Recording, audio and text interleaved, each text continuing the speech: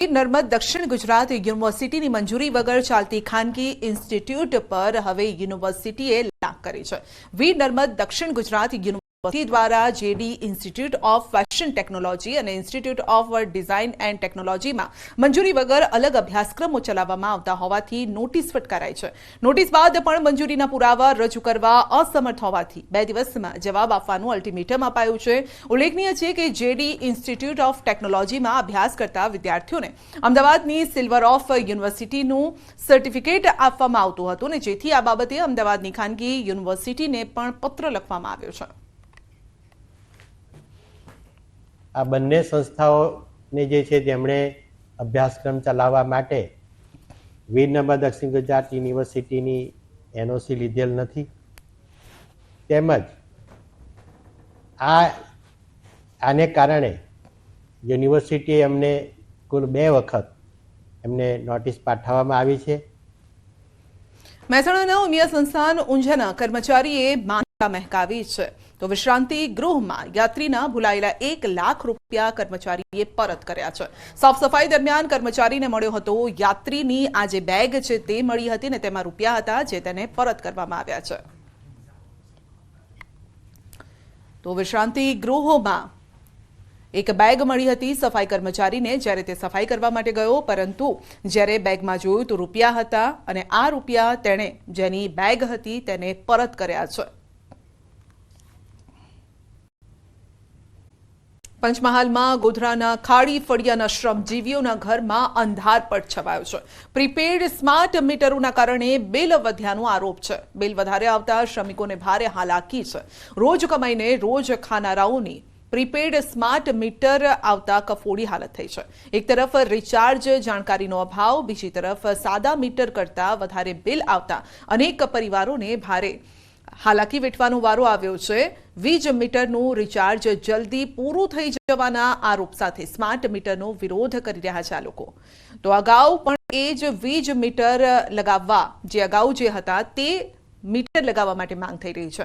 જોકે થોડા દિવસો અગાઉ વીજ કંપનીના અધિકારીઓ ઉપલી કક્ષાએ રજૂઆતનું આશ્વાસન આપીને જતા રહ્યા છે, પરંતુ હજુ સુધી કોઈ નિકાલ નથી આવ્યો। મારી બેનને છે ને 2 આંખોથી જોવાતું નહીં, મારો ભાઈ મોટી ઉંમરનો છે, એ કમાઈ નહીં શકતો। હવે આવું બિલ કેવી રીતે ભરી શકે? બોલો, તમે ઓનલાઈન કર્યું છે, કઈ કમાણી જ નથી અમારી જોડે। તમે આ મીટર નાખીને બહુ હેરાન કરી નાખ્યા છે। અમે ગરીબ માણસ ખાવાનું કરીએ કે આ બધું લઈએ? પેલા મોબાઈલ તો છે, અમને સમજ કેવી રીતે પડે? આ લાઈટો બહુ દઈને બંધ કરી દેશે ને પૈસા કઈથી લાવે? નાના નાના છોકરા છે, સવાર પડે ને બૈડો ઘરકામ કરવા નીકળી જાય। ઘરકામ વાળા કેટલા પૈસા અમને આપે તો અમે આવું રિચાર્જ કરીએ ઘડીએ ઘડીએ ભાઈ?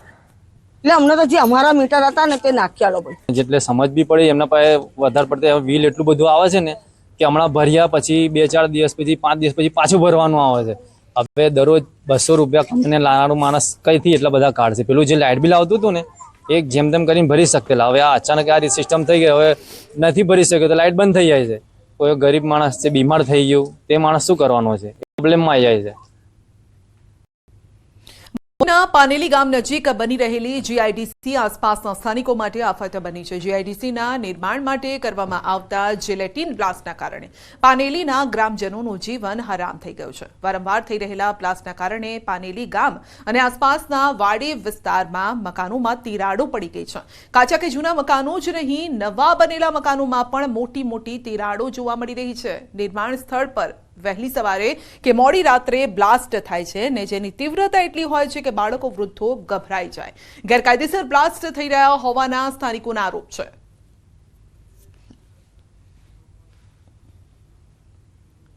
થાય એના હિસાબે અમારા મકાનમાં તિરાડું પડી ગઈ, ડગરા નીકળી ગયા, એટલો હુકમના આંચકા આવે એવા પણ આંચકા આવે અમારે।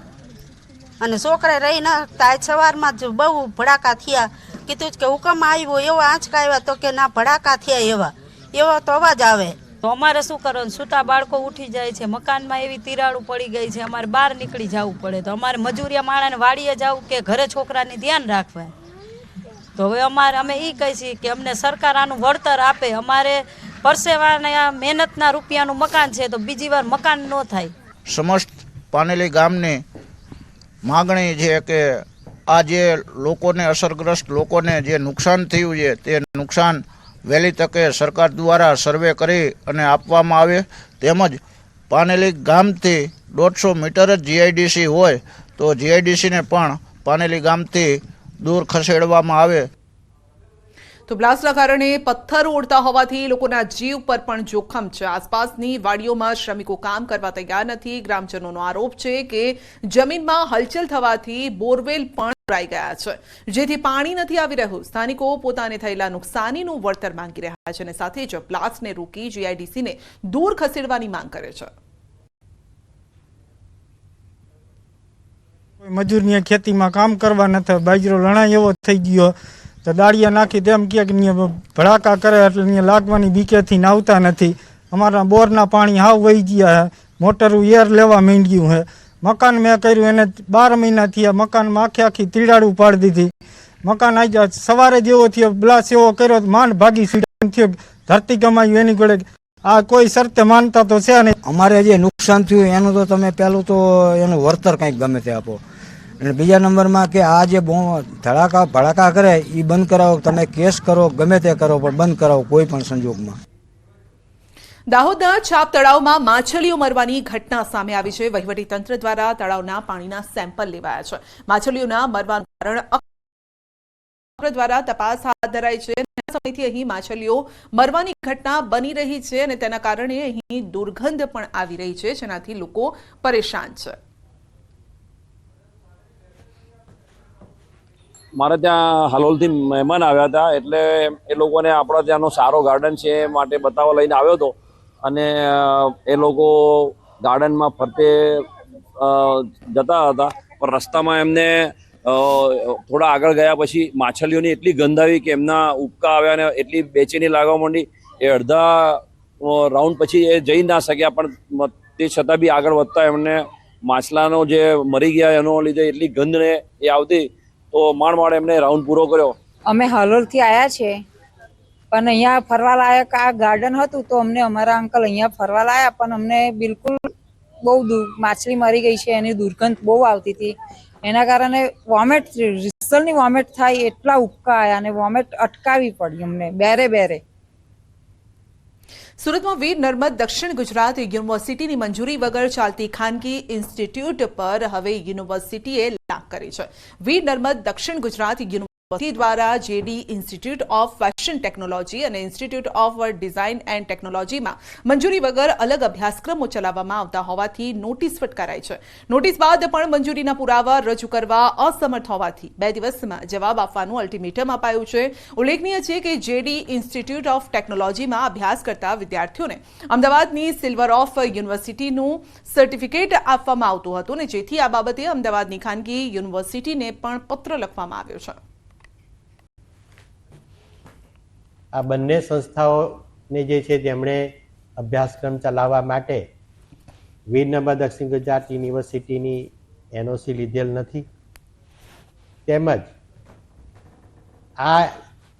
આને કારણે યુનિવર્સિટીએ એમને કુલ 2 વખત એમને નોટિસ પાઠવવામાં આવી છે.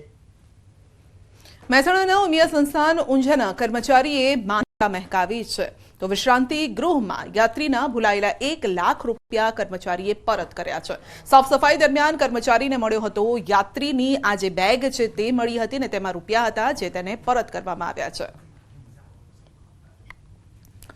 તો વિશ્રાંતિ ગૃહોમાં એક બેગ મળી હતી સફાઈ કર્મચારીને, જ્યારે તે સફાઈ કરવા માટે ગયો, પરંતુ જ્યારે બેગમાં જોયું તો રૂપિયા હતા અને આ રૂપિયા તેણે જેની બેગ હતી તેને પરત કર્યા છે.